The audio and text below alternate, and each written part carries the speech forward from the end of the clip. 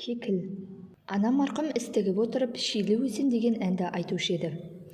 Айналайын қарағым кекілдім-ай, балапаны аққудың секілдім-ай, қолда барда алтынның қадірі жоқ, қолдан шығып кеткен соң өкіндім-ай, Шилі өзен қамысай, бізді ойлай жүр танысай.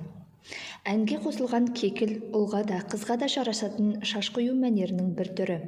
Ертеден келе жатқан көне ғұрып, ұл балалардың маңдайына бір шоқ шаш қалдырып, ұшын қасына түспейтіндей етіп, тегістеп қиып, қалған шашын алып тастаған. Ал қыз балалардың негізгі шашына тиіспей, маңдайына кекіл түсіреді. Кекіл қоюдың өміршеңдігі соншалық күні бүгінге дейін жалғасып келеді. Қазіргі шаш сәндеуде кекілді әртүрлі үлгіде құбылтып қоятын болды. Кекіл қыздар мен жас келіншектерге әдемі үйлесіп, сүйкімді сән беріп тұрады. Жастарды былай қойғанда, жасамыс әйелдердің өзі маңдайындағы әжімін көлегейлеп, кекіл қойып жүр.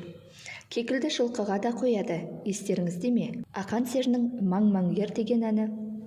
Маң-маңгер кекілін келте, жалың майда, байлаған сені сылап, қалқатайда деп басталушы еді ғой.